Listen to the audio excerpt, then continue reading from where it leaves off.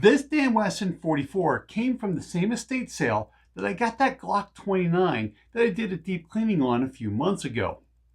Just like that Glock, this revolver's rode through some of the harshest Montana backcountry and, well, was left with a lot of deferred maintenance. When I first looked at this Dan Wesson, I knew that there was a lot of deferred maintenance just because of the barrel nut. Someone really screwed this thing up, and it's going to be tough to get this thing out, so that way we can completely clean the barrel. So I have a hint at what we're going to find, but I'm truly not going to know until I get into this gun. And we're going to find out together exactly how much cleaning this gun's going to need. So this Dan Wesson's already unloaded and there's no ammo in the area. So let's get it on the bench and find out exactly how much cleaning we need to do. Now, most of the tools that we're going to be using are coming from the Glock and the AR kits from our friends over at Fix-It Sticks. And most of our cleaning and lubrication products are coming from our friends over at Aegis Gun Care. Check out Aegis Gun Care at trb.fyi/boomlube. And our favorite rods, brushes, and patches are coming from our friends over at Otis Technology. The first thing I want to do is take a look down the barrel to make sure that it's salvageable. This barrel looks like it just has some lead fouling, but overall, not in bad shape. A good cleaning will give us an idea of what we're actually in for. So we're going to start using our Otis cleaning cable and brushes to get the fouling loosened up. From there, we'll switch over to our Otis patches to start wiping down the barrel and cleaning out that gunk. The thing I like about these Otis patches is that you can use them up to 6 times. Just simply reposition them on the rod through a different hole and keep on wiping. Now we still have some lead fouling, but obviously this barrel is salvageable. It's just going to need a lot more cleaning. So usually these barrels are easy to get off. You just remove the barrel nut, pull the shroud off, and then we can clean all the way in this. This barrel nut tells me a story, and that story is one that either someone didn't have the right tools, or 2, it's completely jammed up. Either way, we got to think outside the box to get this barrel off, so that way we can inspect and clean the outside of the barrel. But I got a feeling that this barrel is actually Loctited in. And we're going to focus our attention at where the barrel screws into the frame. I'm going to take some Aegis Gun Care and start working it into the gap between the barrel and the frame from the chamber side. Now I'm going to let this oil soak in for a couple of days. That way we can try to get really into those grooves. So that way if this is crud, it's going to clean it out. Since the barrel can't come off the normal way so we can clean and inspect it, we got to think outside the box. That means we need to spin the barrel off inside of the shroud. So that means we got to make a tool. And I got this idea off the Dan Wesson forums. Since this is a 44 Magnum, we can use a bigger bolt. And here I'm using a 3/8 inch by 16 by 9 inch bolt. I put a washer up, then a copper washer so that way we don't ruin the shroud or the barrel, then wrapped it in electrical tape to protect the inside of the barrel. I had to cut the copper washer back a little bit so that way it spins with the barrel, not rub against the shroud. As you can see at full size, it's going to rub against the shroud, so you need to cut this back just a little bit so that way it fits perfectly. I marked the washer, clamped it into a vise, and then just use a Dremel to trim it back. It's not going to be perfect, but it's good enough for what we needed to do. We're going to put our smallest trim down washer onto the back side, and then we're going to double nut this to make sure it doesn't move. But before you double nut it, you need to make sure this is as tight as you can get it. We don't want the rod spinning inside of the barrel. When you put your double nut on, you want to make sure that is as tight as possible as well. Now that our oil has been in there cleaning out those threads and lubricating everything, it's time to apply a little bit of heat to the frame, not the barrel. We want the frame to expand a little bit. From here, I'm going to put a wrench on the front and I'm going to spin the barrel off from inside. Once things get moving, I'll use a butterfly wrench, not an impact wrench. This will help speed things along. One of the problems I had was the shroud was stuck, so unfortunately, this started to thread into the shroud. So I needed to take a little more action to get this off. After a little bit of tapping, I could finally pull the shroud off. And then unscrew the barrel. As you can see, we got a little bit of metal into the threads here, but nothing that can't get cleared out. I'll use a tungsten carbide scriber to clean out the threads. From there, we're going to take the barrel and put it into the ultrasonic cleaner. Then I'm going to focus on the brushing of the bore to make sure that we get everything cleaned out. You can see that the barrel nut broke in half when I took a pair of pliers to it to get it off. Now with everything cleaned out, we put our bore scope down the barrel, and all I saw was a foggy spot here in the barrel, but it's nothing really to worry about. We'll just keep our eye on it. But I did put the angled mirror on to get a better look. But overall, this barrel looks pretty good and has a lot of life in it, but there is still some lead fouling in it, so I'll work on that a little bit later. Our first step is to remove the front sight to make sure we don't have any rust underneath. I'll use a 0.05 Allen bit from my AR kit to remove this front screw, so that way we can get the sight off. You basically loosen the screw, then rock the front sight back and then pull out. I tend to not take this screw out because it's so small I'm afraid I might lose it. There's also a roll pin at the back that I'm not going to take out just to keep everything together. And as I suspected, there was a little bit of rust under that front sight, but nothing that we can't mitigate very easily. Now it's time to remove the grip, and well, quite frankly, this is probably going to be the easiest thing that I do on this pistol. Now as you can see, we got a moderate amount of rust onto the screw, but nothing I'm going to really worry about. Some soaking in some Aegis Gun Care lubricant and a little bit of elbow grease will clean this up. So we're going to use a 5/32 inch bit and remove the screw. To start cleaning the inside of the frame, we're going to need to compress the mainspring. To do that, we'll need to remove the mainspring retaining screw and screw it into the bottom of the mainspring guide. And since this is dirty and rusted over, we'll use some Aegis Gun Care and a Q-tip to clean it up. Now we'll use a 5/64 inch bit to remove the screw.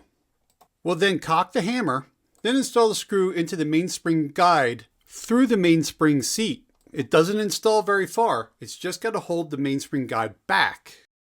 Now to continue our cleaning and inspection, we'll need to remove the rear sight in order to get the hammer out.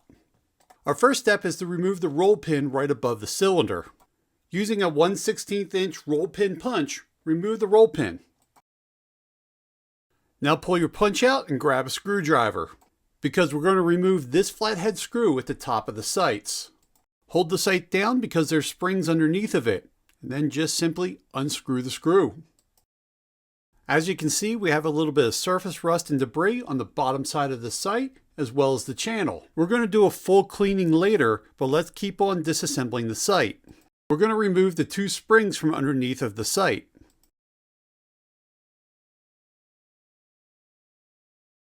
We're going to use our 0.05 bit to remove this retaining screw at the top of the sight. Then we're going to use a brass hammer to lightly tap out the blade. Once it's loose, simply pull it out. There's still a detent and spring left inside the housing here, but I'll deal with that when I go to clean it because it's rusted in place pretty good. Here's a picture of it after I cleaned everything up and got it back in. Now I'll remove the screw so that way we can oil the screw up and make sure there's no surface rust. But before we oil everything up, we need to spray everything down and wipe off all the surface rust and dirt and grime that is built up. Once this is done, we get a chance to remove the hammer and actually start working on the inside of the frame. To remove the hammer, we'll need to first remove the hammer pivot pin. I'll use a 9/64 inch brass punch to drive the pin out from the left-hand side. I'll then remove my punch, then hold the trigger back and then rock the hammer out of place. The hammer is actually in pretty good shape with not a lot of rust. There's a little bit of surface rust, but nothing that won't clean up easily. Our first real look inside the frame gives me hope that there's not a whole lot of rust that I'll have to deal with. But it's definitely going to need a good cleaning inside there. So let's take the hammer apart and continue our inspection. I'll drive out the strut pivot pin with a 1/16 inch punch. I'll then put my finger on the strut and pull my punch out. I'll then remove the strut, then shake out the strut plunger and spring.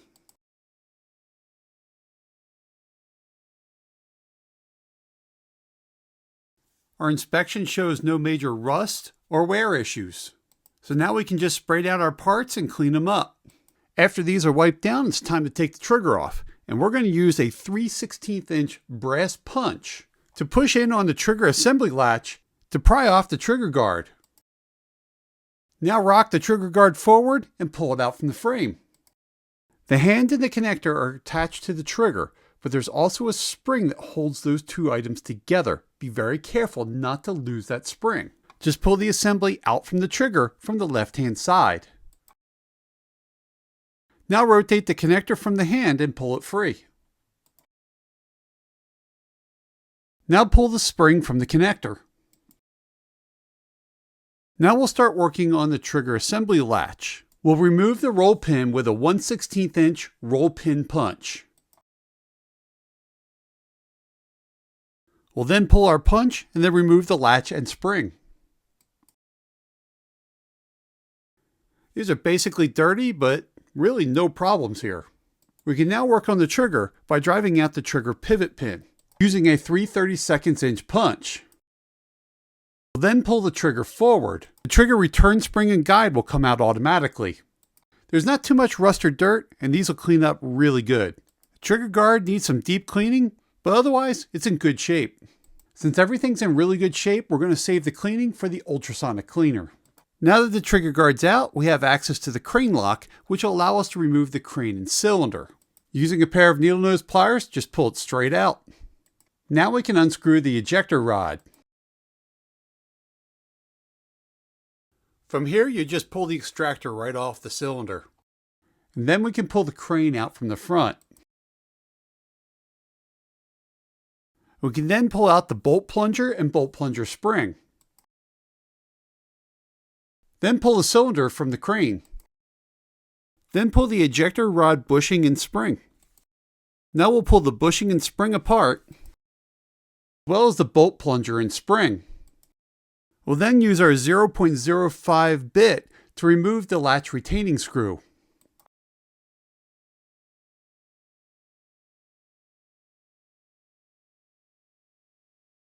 We'll then pull the latch from the crane.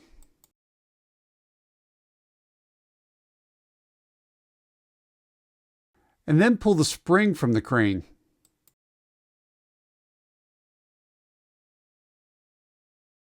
Now we can pull the bolt from the frame. Simply push it down and then pull it from the bottom. There's a roll pin that holds a spring and a detent in place. I'm not going to mess with this, mostly because they move freely without any problems. Now it's time to spray and wipe down our crane assembly and cylinder. There's a lot of tight areas, so make sure you get in there deep and clean everything out. Now we can focus on the cylinder aligning ball. There's a screw in the back that holds the ball and the spring in place. Simply remove the screw.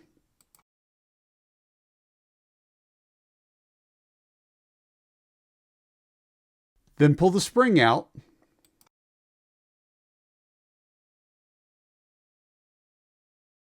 And then remove the ball.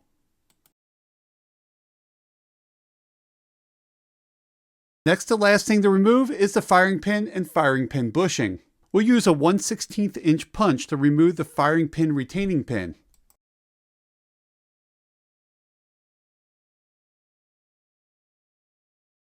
We can now remove the firing pin bushing. We'll do this by punching out the firing pin from the rear.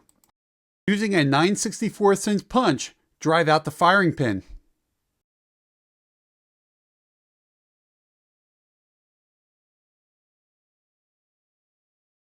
Now it's time to use a 5/64 inch bit to remove the mainspring retaining screw.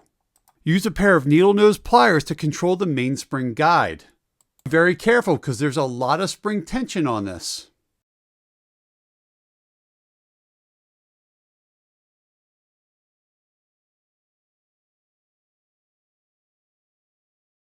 Now shake out the guide and remove the mainspring.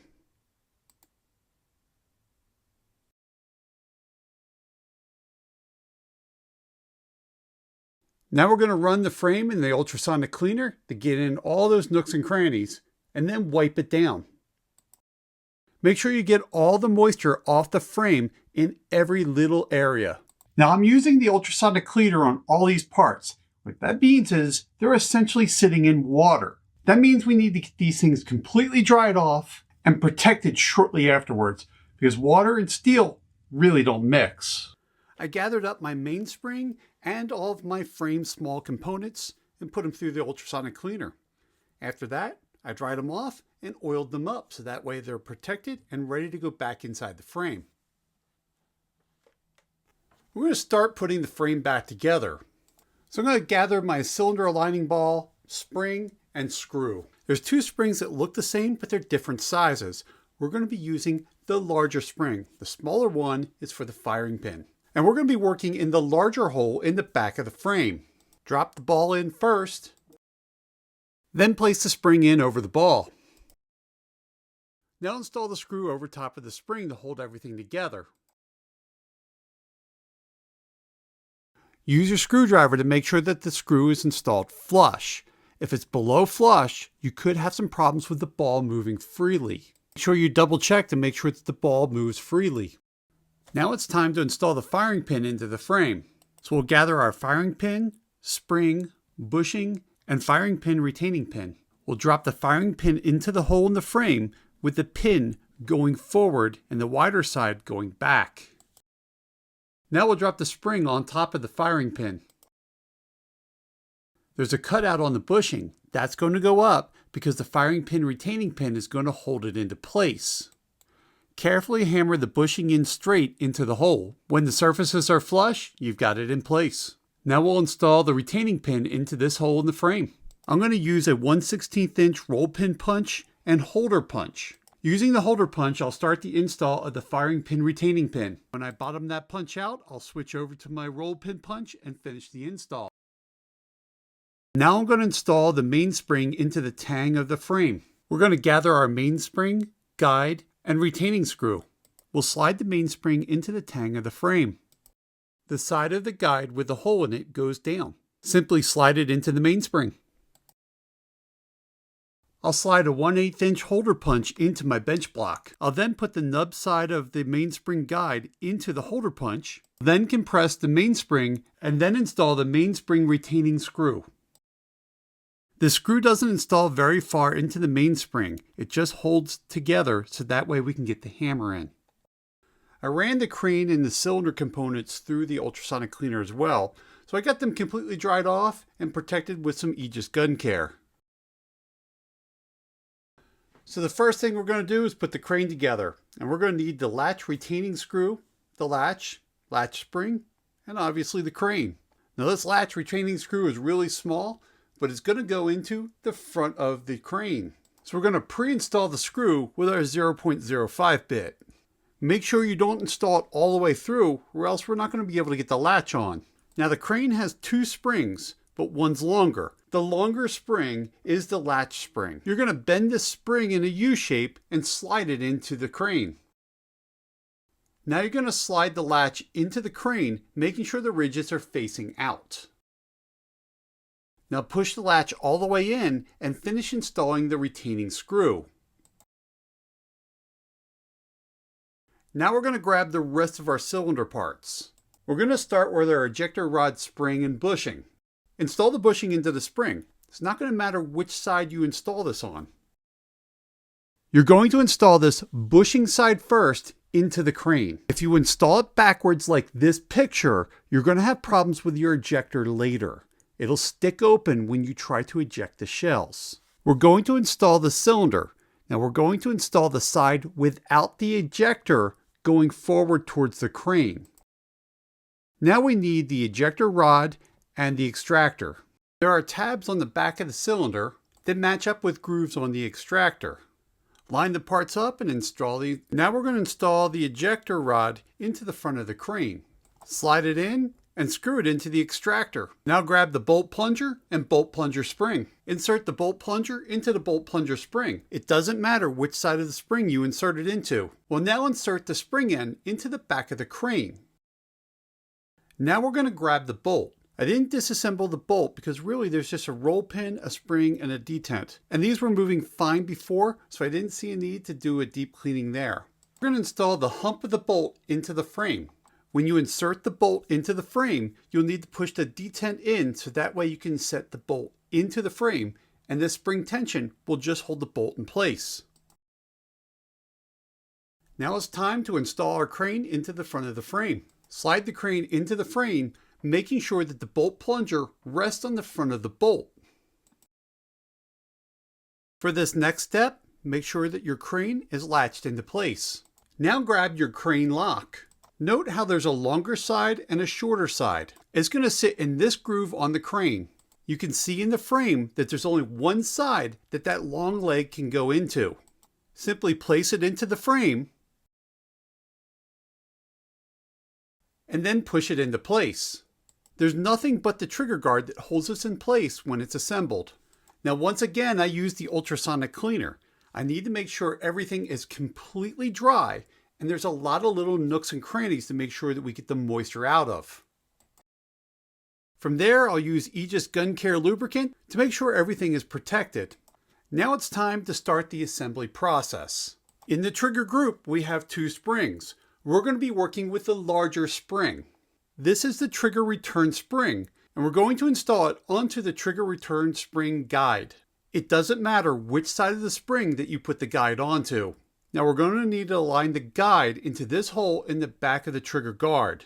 Simply lay the assembly into the trigger guard.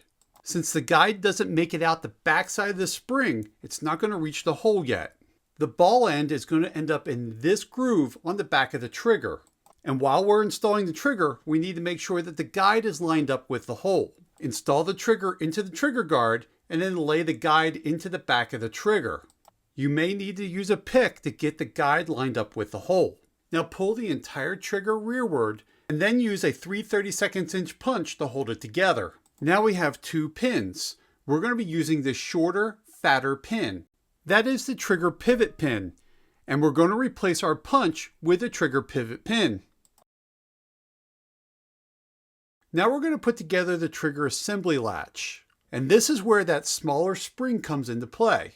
So we're going to need that spring and the trigger assembly latch, and we're going to put it into the back of the trigger guard. Drop the trigger assembly latch spring into the hole.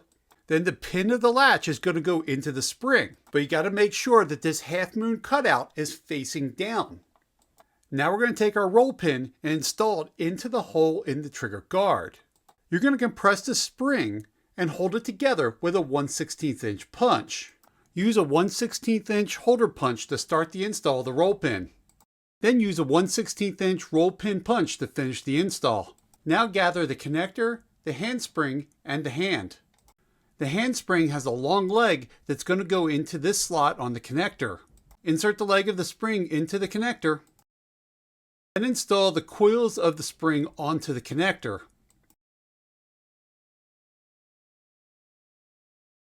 Now the hook of the spring is going to go into the small hole of the hand, while the foot of the connector is going to go into the large hole on the hand. Right now there's nothing that really holds these together, so be very careful as to not to drop anything. The pivot pin of the hand is going to go into a hole on the left hand side of the trigger. You'll need to squeeze the trigger a little to get the pin in. Note how the connector leans to the back. For this next step, we'll need a rubber band. Note how I put a knot about 3/4 of the way over. Use this last 1/4 of the rubber band to hold the connector and the hand together. Then feed the long leg of the rubber band up through the frame as you install the trigger guard. Now install the front of the trigger guard and then slide the rear into place. Then pull the rubber band off through the top. Then use a brass punch to push in the trigger assembly latch to finish installing the trigger guard. With the parts fresh out of the ultrasonic cleaner, we're going to completely dry them off and protect them with Aegis Gun Care lubricant. Now that we got the parts all protected, it's time to start doing the install. We're going to start with the strut plunger and strut plunger spring. It doesn't matter which side of the spring you install the strut plunger onto. Now that this is put together, we're going to install it spring first into this hole in the hammer. Simply drop it into place. Now we're going to grab our strut and strut pivot pin. We're going to match the curve of the strut with the leg of the hammer that goes into the frame. And then install the pivot pin. The strut should move easily on the pivot pin. Now it's time to install the hammer into the frame. Pull the trigger back and then hook the hammer into the frame. You're trying to align the hole of the hammer with the hole in the frame, and you'll need to release the trigger in order to do that. We'll then take the trigger pivot pin and install it in this hole on the right hand side of the frame. It might take a little bit of wiggling of the hammer and the trigger in order to get the holes aligned to get the pin all the way through. We're now going to remove the mainspring retaining screw and screw it into the hole on the right hand side of the frame. Using a 5/64 inch bit, remove the screw and then install it into its place on the frame. Now that the sights are out of the ultrasonic cleaner, it's time to dry them off and protect them with Aegis Gun Care lubricant. The detent and spring that I couldn't get out during disassembly came out in cleaning, so now I'm going to put them back together. It doesn't matter which side of the spring that you install the detent on. Now we're going to install the spring and detent into the small hole on the right hand side of the sight. Now we're going to install the screw onto the blade. We're going to screw it in from right to left. And we're going to screw it in at least half the way. Then we're going to slide the screw into the big hole on the right hand side of the sight base. You might need to screw the blade in a little bit to get it to settle into the hole on the other side. We can now install the retaining screw onto the top. You'll use a 0.05 bit for this. Now gather the rear sight elevation tension springs, and we're going to install them into the two holes on the bottom of the sight base. To hold them into place as we turn the sight base upside down, I'm going to use some all-purpose lithium grease from Aegis Gun Care. I'll then install my springs into the grease. It doesn't matter which side of the spring goes into the holes. I'm now going to gather the roll pin and then pre-install it into the hole in the frame. Doesn't matter whether you're going in from left or right. Using a 5/64 inch holder punch, I'll pre-install the roll pin. The trick here is not to go all the way through, you just want it to hold. Now place the sight base onto the top and use a punch on the opposite side that you installed the roll pin to align the holes. Now I'll use my holder punch to continue driving the pin into the frame. Once I bottom out the holder punch, I can then use the roll pin punch to finish the install. The roll pin should be just below the surface on both sides. We'll now install the elevation screw into the top of the sight base using a flathead screwdriver. Before we take this gun out, we'll have to re-zero the sights. We're going to grab our grip. We're going to grab the grip and install it onto the tang. Slide it onto the tang and use a 5/32 inch bit to screw it into place. Sometimes you can screw these in too far and it will affect the mainspring, so dry fire as you're screwing this in to make sure that everything is working properly. The barrel and the shroud components have already been through the ultrasonic cleaner. Oil them up with some Aegis Gun Care and get them ready for install. Don't forget to run some Aegis Gun Care lubricant through the barrel. Now that we got our components all taken care of and bought a brand new barrel nut, we're ready to get this gun back together. And I'm going to start with installing the front sight onto the barrel shroud. I'm going to rock the front sight into place, and then I'm going to use my 0.05 bit to screw in the sight retaining screw. Now I'm going to grab my barrel, and I'm going to take the side with the most amount of threads on it and thread it into the frame. And I'm going to thread the barrel almost all the way up to the cylinder. We need to make sure that we have the appropriate size gap between the cylinder and the barrel. And I'll use a .006 inch feeler gauge to do this with. I'll place it between the cylinder and the barrel and gently thread the barrel up to the feeler gauge. Now it's time to put the shroud on, and there's a roll pin in the front of the frame that's going to match up with this hole that's in the back of the shroud. Slide the shroud over the barrel and then onto the pin. There should be no gap between the shroud and the front of the frame. We're going to take our brand new barrel nut and install it onto the front of the barrel. And we'll be using a barrel nut wrench that is designed for Dan Wesson 44s to do this with. We'll start with installing the barrel nut with the castle grooves facing forward. Be very careful to not cross thread this. I'll then finish the install with the barrel nut wrench. You're done installing the nut when it's snug. Now with everything put together, it's time to bore sight it so that way I know I'm going to hit my target when I get to the range. And with bore sighting done, it's now time to do my final cleaning. I'm going to run a brush through the barrel probably about 10 or 15 times to loosen everything up. We've been cleaning this barrel as we've been going along. We're just trying to do our final touch-ups. I'm going to wet some patches with some Aegis Gun Care Cleaner, and I'm going to run them through the barrel until they come clean. Then finally, I'm going to run a wet patch of Aegis Gun Care lubricant through the barrel to protect the inside of the barrel. Then I'm going to put a couple of drops of Aegis Gun Care lubricant onto a microfiber cloth and then wipe down the outside of the gun. Now it's time to take this gun to the range.